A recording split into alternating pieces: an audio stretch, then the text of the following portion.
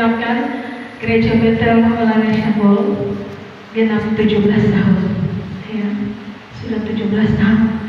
Dan di situ juga di usia 17 tahun Tuhan sudah mempercayakan, ya, kami sebagai gembala bisa Tuhan percayakan bagi kami untuk bisa membuka satu sinode. Itu anugerah Tuhan yang terbesar. Amin. Kalau mau dibilang ini masih mau dari remaja mau menuju pemuda pelayanan ini, tapi karena satu hal, kepercayaan yang Tuhan berikan. Amin. Kalau Tuhan tidak percaya bagi seseorang, maka tidak akan terjadi dalam kehidupan. Itu pun bagi orang tua secara jasmani. Ya. Ini contoh, orang tua secara jasmani, orang tua kandung kita. Kalau dia tidak percaya kepada anaknya, maka dia tidak bisa memberikan ATM, atau dia tidak memberikan mobilnya, yang takut pasti akan rusak, akan habis. Amin. Tetapi kalau dia percaya betul kepada anaknya, apapun yang dia punya, pasti dia berikan kepada anaknya, karena kepercayaan. Amin. Saudara, saya merenung. Awal saudara membuka jemaat, Bapak bilang gini, Tuhan sudah bicara sama saya. Tapi saya bilang gini, saya belum bisa. Iya. Tiba-tiba di hati saya begini, saudara. Kenapa saya belum lihat? Ya. Satu jemaat, 10 jemaat, 10 karakter harus kita hadapi. Apakah kita siap atau tidak? Tapi di situ berdoa, Tuhan mampukan sampai kita iya untuk bisa membuka jemaat. Dan pada usia mungkin 15 tahun Tuhan percayakan kita bisa kita membuka sinode. Berikan muliaan bagi nama Tuhan. Haleluya. Bukan karena kuat, hebat, saudara banyak master teologi, master apapun, ya. Tapi kepercayaan. Pagi ini tiba-tiba Tuhan tahu sama saya. Pegang kepercayaan yang Tuhan sudah berikan kepadamu. Apa yang Tuhan berikan kepadamu, kepercayaan pagi ini, sebagai pemusik, sebagai WR, sebagai pendua, sebagai gembala, sebagai pelayan, sapu-sapu, pegang itu. Hal yang kecil yang kau setia, maka Tuhan berikan hal yang besar kepadamu. Amin. Iya. Kepercayaan. Ya. Ketika Tuhan percaya kepada seseorang, apapun dia bisa beri. Berkat jasmani tinggal ikuti saudara. Ya. Jadi hari ini bersyukur 17 tahun, mau dibilang masih muda, tapi tetap memegang kepercayaan yang Tuhan berikan. 2 minggu lalu, ya, saya tahu gembala punya kerja mindset lagi, gembala harus berubah. Dalam keadaan hari ini saya pimpin pujian, tapi semua pelayan di sini siap sedia. Doa langsung saya tembak, silakan terus saya akan melayani firman Tuhan. 2 minggu lalu kalau tidak salah, ayat firman ini ketika saya kerja, saya menyanyi, saya selesai doa, tiba-tiba Tuhan lagi coba baca tentang gadis yang bijaksana dan gadis yang bodoh. Ya. Jadi hari ini judul firman Tuhan, Hari Tuhan. Ya. Kalau ada yang tulis, Hari Tuhan. Kita baca bersama, yang punya Alkitab, yang mau lihat di slide. Kitab terdapat dalam kitab Matius pasal 25 sampai ayat yang ke-13. Tapi di sini saya bagi ya. Judul besarnya Hari Tuhan. 1, 2, 3. Pada waktu itu hal kerajaan surga seumpama 10 gadis yang mengambil pelitanya dan pergi menyongsong mempelai laki-laki. 5 di antaranya bodoh dan 5 di antaranya bijaksana. Jadi hari-hari ini sudah hari-hari menjelang hari kedatangan Tuhan. Ya. Di mana posisi kita? Apakah yang kelima yang bodoh atau kelima yang bijaksana? Kita sudah mendengar banyak hal terjadi bencana alam, peperangan terjadi, itu dari awal. Itu adalah awal untuk hari Tuhan datang. Itu satu peringatan bagi kita anak-anak Tuhan. Harus kita mulai siaga, mulai kita jaga hidup kita, ya. Mulai kita jaga setiap langkah apapun yang kita lakukan. Mungkin kita lebih setia lagi kepada Tuhan, ya. Pagi ini Tuhan mau kita memilih yang bijaksana, ya. Dalam posisi apapun saudara, kita harus hidup benar di hadapan Tuhan, hidup berkenan di hadapan Tuhan. Yang pertama kita lihat, ya, untuk menjelang hari Tuhan, yang pertama kita harus mempersiapkan diri. Di sini ayat yang ketiga sampai ayat yang kelima, di sana firman Tuhan berkata, gadis-gadis yang bodoh itu membawa pelitanya, tetapi tidak membawa minyak. Sedangkan gadis-gadis yang bijaksana itu membawa pelitanya dan juga minyak dalam buli-buli mereka. Tetapi karena mempelai itu lama, tidak datang-datang juga, mengantuklah mereka semua lalu tertidur. Saudara, ini cerita sekolah minggu toh? Ya, ini cerita sekolah minggu. Tetapi di sini ada sesuatu. Ya. Bagian yang kedua, mempersiapkan diri. Ya. Ketika tiba-tiba hari Tuhan datang, kalau saudara dan saya santai-santai saja, kita tidak tahu. Amin. Kita tidak tahu. Tetapi kalau kita dalam posisi kita siap-siap, kita siaga satu, kita tetap ada dalam hadirat Tuhan.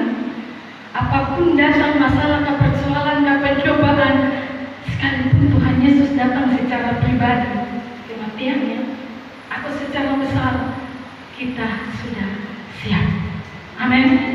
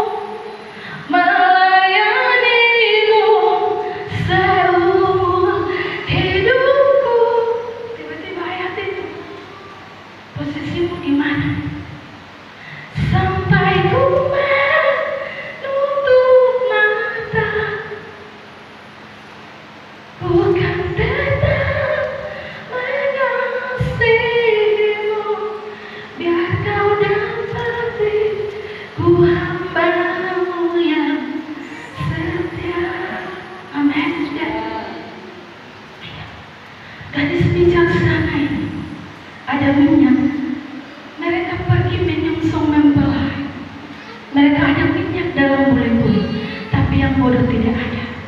Karena waktu mereka habis di luar sana, tidak pernah ada di hadirat Tuhan. Nanti melayani baru mau datang. Sudah. Tapi setiap waktu kita harus punya hubungan dengan Tuhan. Amin. Ya. Ketika kita punya waktu hubungan kita dengan Tuhan, hari ini mau terjadi apapun sia-sia. Mau harta banyak kan, kasih kita. Dan sama hanya dengan Tuhan. Amin. Jangan terlalu kejar harta, saudara. Tidak akan bisa dibawa pulang. Tapi hanya kasih yang bisa dibawa pulang. Persekutuan kita dengan Tuhan. Amin. Saudara, untuk menjaga minyak ini terus ada. Tadi saya katakan, persekutuan kita dengan Tuhan terus dibangun. Ya, saudara, saya mungkin orang yang paling ketika saya kerja saya suka memuji Tuhan. Ya, di situ Tuhan terus berbicara di saya. Ya, bala ada itu mau ribut, saya mau menyembah Bapa saya.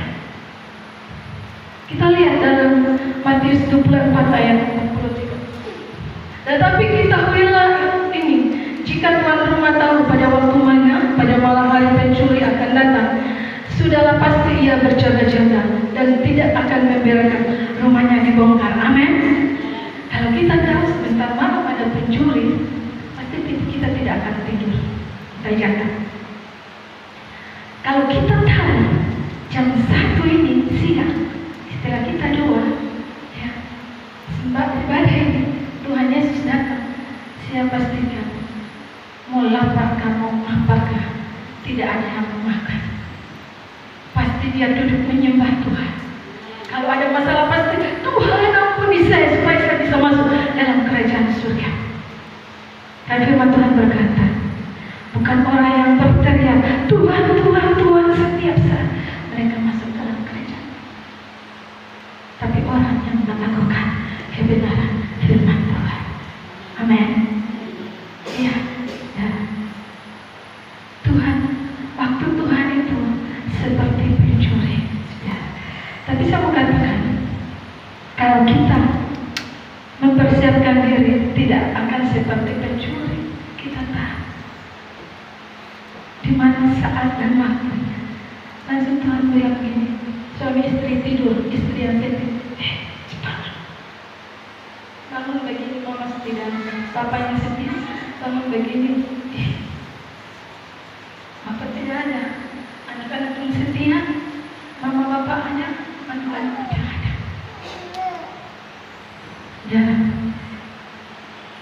hari Tuhan, hari yang sangat banyak, hari yang sangat apa yang saudara mau dibilang. Tetapi saya mau katakan, anak-anak Tuhan itu bukan hari yang menakutkan, tapi hari yang memberikan kita kedamaian, memberikan kita kemenangan, ya. Karena kita tidak akan hidup susah lagi, kita tidak akan hidup bergumul lagi, tapi kita hidup hanya dengan puji-pujian, sorak-sorai kemenangan. Amin. Kalau kita hidup dalam kebenaran, dalam kekudusan, pasti kita pulang bersama dengan Bapa kita. Tidak pulang kemana-mana. Amin. Saudara, jangan rindukan dunia. Saya katakan begini, jangan rindukan dunia. Masalah, persoalan, sakit, penyakit, setiap hari silih berganti. Bergumul ini bergumul, tidak pernah habis. Rindukan Tuhan, rindukan surga. Di sana tidak ada ratapan, di sana tidak ada tangisan, di sana hanya sorak-sorai sukacita. Amin. Ya. Jadi berikan waktumu paling banyak, ya. Ada dalam hadirat Tuhan, ada dalam dimensi Tuhan. Tidak selalu kita berdoa harus ada di kamar, saudara, harus ada di gereja. Tidak. Dimanapun engkau berada, engkau punya hubungan dengan Tuhan. Amin. Mungkin lagi sapu halaman, Tuhan Yesus baik. Amin, saudara. Ada masalah, tapi sukacita karena tiba-tiba Tuhan Yesus baik, sungguh amat baik. Padahal itu masalah ada, tapi tetap bisa naikkan bahwa Tuhan Yesus baik, tidak pernah berubah dulu, sekarang, dan sampai Dia tetap baik bagi saudara dan saya. Haleluya. Saudara, tetap mempersiapkan diri supaya tiba-tiba waktunya tiba, kita dalam posisi kebenaran. Yang kedua, saudara, tetap berjaga-jaga. Ayat 6 sampai ayat ke-9. Di situ firman Tuhan berkata, waktu tengah malam terdengarlah suara orang berseru, mempelai datang. Songsonglah dia, gadis-gadis itu pun bangun semuanya, lalu membereskan pelita mereka. Gadis-gadis yang bodoh berkata kepada gadis-gadis yang bijaksana, berikanlah kami sedikit dari minyakmu itu, sebab pelita kami hampir padam. Tetapi jawab gadis-gadis yang bijaksana itu, tidak, nanti tidak cukup untuk kami dan untuk kamu. Lebih baik kamu pergi kepada penjual minyak dan beli di situ. Saudara, sikap hati kita yang ketiga untuk menanti waktu Tuhan, hari Tuhan, tetap berjaga-jaga, ya. Mempersiapkan diri dan berjaga-jaga, dia tidak selisih ini ya, saudara. Berjaga-jaga ini seakan apa ya? Siaga saat tidur itu orang situ, orang pepegang tidur tetap bisa tidur semua, ya. Jaga-jaga, saudara.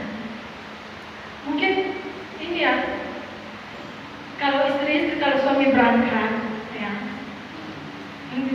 emang besok pagi jam 10 atau jam 7 saya tiba di nikah ya.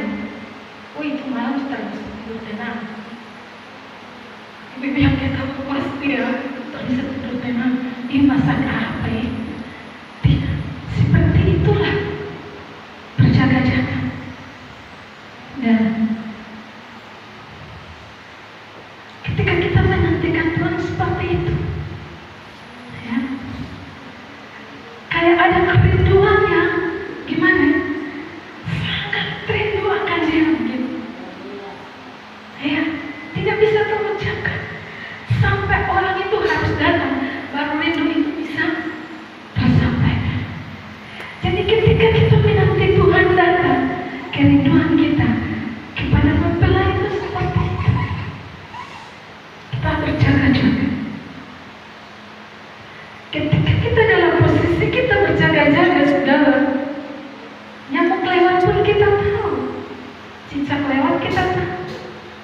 Amin. Iya, kecoak lewat di tempat tidur pun tahu.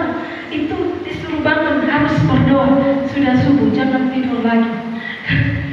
Kemarin sudah tiba-tiba kecoak ada di tangan, langsung saya bangun. Saudara, sering kami bilang, kalau tiba-tiba itu Roh Kudus bangunkan kita untuk kita harus berdoa. Saudara,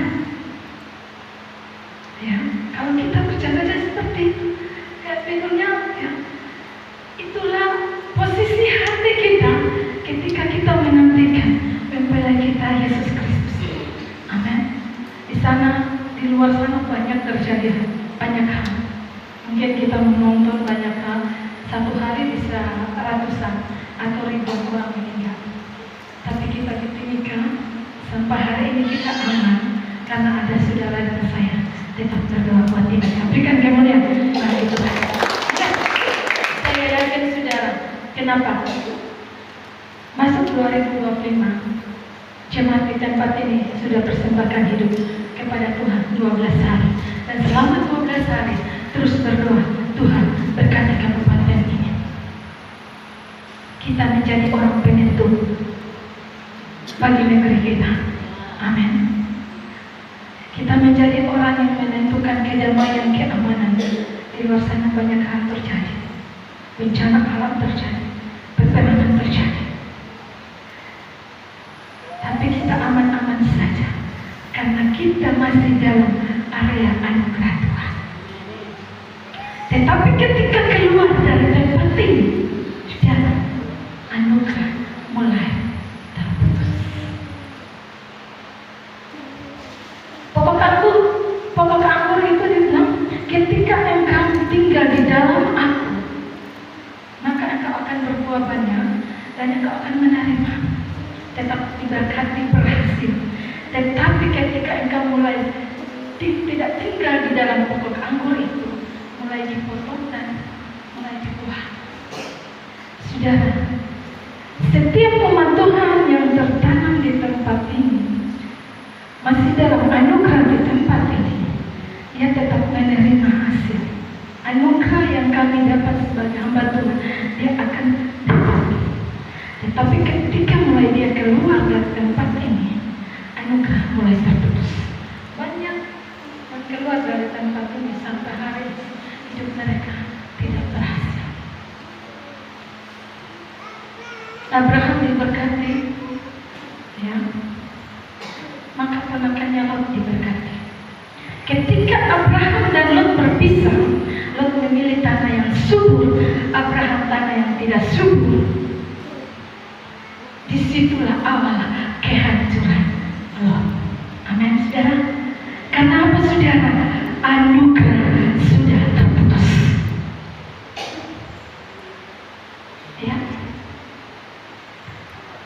Jadi kalau hari ini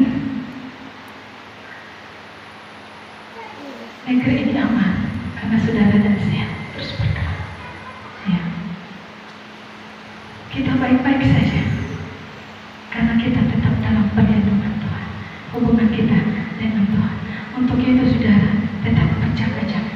Kita lihat Matius 24 ayat 42. Karena itu berjaga-jagalah, sebab kamu tidak tahu pada hari mana Tuhanmu datang. Amin. Tidak tahu, saudara. Tetap siaga satu. Jaga-jaga. Jaga dalam doa. Ya. Sambil kita kerja, sambil kita melakukan apapun, kita tetap siaga satu. Yang ketiga, yang terakhir, saudara. Ketika waktu Tuhan, hari Tuhan itu tiba, dua hal ini kita bisa jaga. Kita lakukan dalam kehidupan kita, mempersiapkan diri, ya, berjaga-jaga, entah yang masuk dalam perjamuan atau menerima upah. Amin. Kita lihat Matius 25 ayat 10 sampai 13. Akan tetapi waktu mereka sedang pergi untuk membelinya, datanglah mempelai itu dan mereka yang telah siap sedia masuk bersama-sama dengan dia ke ruang perjamuan kawin. Lalu pintu ditutup. Kemudian datang juga gadis-gadis yang lain itu dan berkata, Tuhan, Tuhan, bukakanlah kami pintu. Tetapi ia menjawab, aku berkata kepadamu, sesungguhnya aku tidak mengenal kamu. Karena itu berjaga-jagalah, sebab kamu tidak tahu akan hari maupun akan saatnya. Amin, saudara. Ketika kita sudah siap, minyak ada, ya, pengharapan ada, kita siaga satu dalam kehidupan kita. Waktu mempelai datang, kita akan masuk bersama-sama dan kita akan menerima mahkota itu dalam kehidupan kita. Amin. Saudara, proses tantangan ada, dalam pergumulan ada. Setiap pribadi kita tetap ada dalam pergumulan. Ada pergumulan apapun, tetapi tetap percaya Yesus sanggup melakukan perkara yang dahsyat. Yesus sanggup menyelesaikan, dan percaya Yesus tidak pernah meninggalkan dan tidak pernah membiarkan kita sendirian. Amin. Dia terus bersama dengan kita. Yang penting kita terus setia, ya, saudara. Di sana ayat yang ke-10. Akan tetapi waktu mereka sedang pergi untuk membelinya, datanglah mempelai itu dan mereka telah siap, ya, yang sudah siap, saudara, siap sedia masuk bersama-sama dengan dia ke ruang perjamuan kawin. Lalu pintu ditutup. Tidak ada lagi tawar-menawar. Selesai sudah. Yang hanya mempersiapkan diri, yang siaga masuk. Yang santai-santai, cuek-cuek saja, dia bilang, Tuhan tidak akan datang. Maka dia mau hidup santai. Saudara, ketika pintu tertutup, mau berteriak, punya uang banyak membayarkan, tidak. Kasih karunia sudah tertutup. Hanya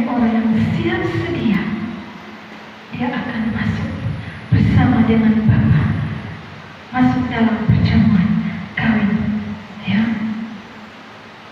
anak domba Allah bersama-sama.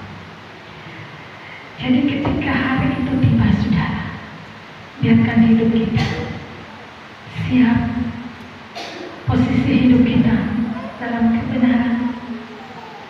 Apapun yang terjadi, saudara, orang mau kata engkau apa, tidak usah pedulikan kata orang. Amin. Yang tahu hubunganmu itu kau dengan Tuhan, bukan dia. Betul, saudara? Iya. Tidak usah bilang pedulikan orang yang begini. Tidak usah, saudara. Yang tahu hubunganmu engkau dengan Tuhan. Istrimu pun tidak, saudara. Tidak. Orang pada kata tidak.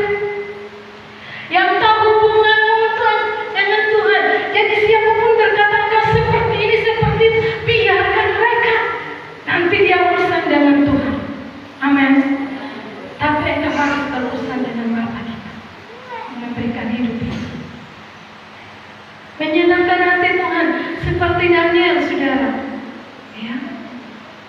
Daniel, kenapa? Dia bilang, karena saya tidak punya, ya, saya tidak punya masalah dengan Tuhan. Yang tahu hubungan kita hanya kita dengan Tuhan. Kita hidup seperti apa, kita tahu pribadi kita dengan Tuhan. Mari hari-hari ini sudah membangun hubungan kita lebih erat dengan Tuhan. Jangan bangun hubungan kita lebih erat dengan hal lain, tidak menyita waktu kita habis sepercuma. Saudara, dalam tahun 2025 sudah 4 bulan. Sudah apa yang engkau lakukan bagi Tuhan? Mulai pagi ini, lebih banyak engkau buang waktumu ini di mana-mana. Hal rohani kah, hal jasmani kah, hal yang tidak berguna, yang sia-sia dan menyakiti hati Tuhan. Dan mari kita mulai berkata dalam hati Tuhan, saya mau hidup ini hanya diberikan untuk Tuhan. Tantangan persoalan tidak pernah selesai, saudara, selama kita ada di dunia. Ketika kita dengan Tuhan pasti selesai, karena kita punya Bapa yang luar biasa, yang sanggup melakukan perkara yang dahsyat. Ayat yang terakhir, Lukas 12 ayat 37. Berbahagialah hamba-hamba yang didapati tuannya berjaga-jaga ketika ia datang. Aku berkata kepadamu, sesungguhnya ia akan mengikat pinggangnya dan mempersilakan mereka duduk makan, dan dia akan melayani mereka. Luar biasa, saudara. Amin. Duduk makan bersama-sama dengan Tuhan. Tuhan Yesus memberkati kita pagi ini. Saya percaya firman Tuhan pagi ini bisa membawa kita lebih dekat lagi kepada Tuhan. Di hari-hari terakhir ini kita bisa lebih lagi hidup dekat, bersekutu dengan Tuhan, untuk kita mempersiapkan diri kita, untuk kita berjaga-jaga, supaya ketika hari Tuhan datang kita dalam posisi kebenaran. Tuhan Yesus memberkati kita.